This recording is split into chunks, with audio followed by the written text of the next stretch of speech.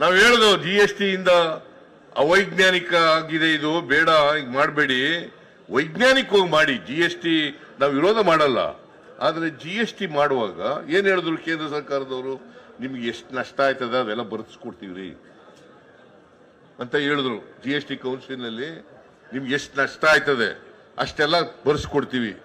ನಮ್ಮ ಕೃಷ್ಣ ಬೈರೇಗೌಡ ಹೋಗ್ತಾನೆ GST council, ಎಲ್ಲನೂ ಬರೆಸ್ಕೊಟ್ಬಿಡ್ತೀವಿ ಅಂತ ಹೇಳಿದ್ರು. ನಮಗೆ ಅವತ್ತು 15% ಟ್ಯಾಕ್ಸ್ ಗ್ರೋತ್ ಇತ್ತು.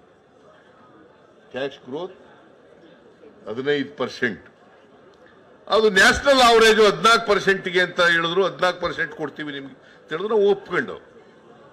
14% ಕೊಡ್ತೀವಿ ಅಂತಂದ್ರು, ಒಪ್ಕೊಂಡು. 5 ವರ್ಷ ಕೊಟ್ಟರು. 2022 ಜೂನ್ಗೆ ನಿಲ್ಲಿಸ್ಬಿಟ್ರು.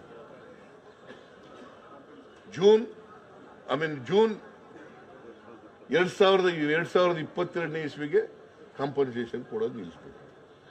ಈಗ 22, 23, 24 ಎರಡೇ ವರ್ಷದಲ್ಲಿ ಆ ಕಾಂಪನ್ಸೇಷನ್ ಕೊಡ್ತಿದ್ರಲ್ಲ, ತೆರಿಗೆ ನಮಗೆ ನಷ್ಟ ಆಯ್ತಲ್ಲ, ಅದರಿಂದ ಮೋರ್ ದೆನ್ 59,000 ಕ್ರೋರ್ಸ್ ನಷ್ಟ ಆಯ್ತು.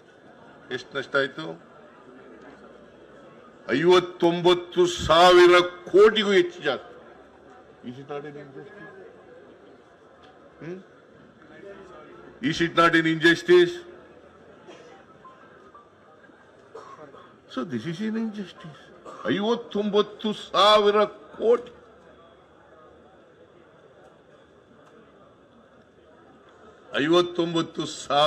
ಕೋಟಿ ಕಡಿಮೆ ಆಯ್ತು.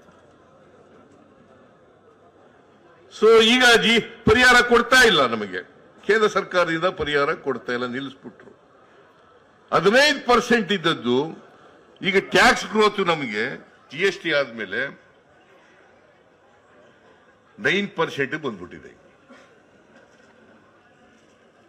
ಟ್ಯಾಕ್ಸ್ ಗ್ರೋತ್ 9%, GST ಆದ್ಮೇಲೆ 9 ಗ್ರೋತ್ ಆಗಿದೆ. ನಮಗೆ GST ಇಂದ ನಷ್ಟ ಆಗಿದೆಯೇ ಹೊರತು ಅವರೇನು ರಾಜ್ಯಗಳಿಗೆ ತೆರಿಗೆ ಜಾಸ್ತಿ ಬರ್ತದೆ ಅಂತ ಹೇಳಿದ್ರು, ಅದು ಸುಳ್ಳಾಯಿತು. ರಾಜ್ಯಗಳಿಗೆ ಜಾಸ್ತಿ ಬರ್ತದೆ ಅಂತ ಹೇಳಿದ್ರಲ್ಲ ಕೇಂದ್ರ ಸರ್ಕಾರ, ಅದು ಸುಳ್ಳಾಯಿತು. ನಮಗೆ ನಷ್ಟ ಆಯಿತು.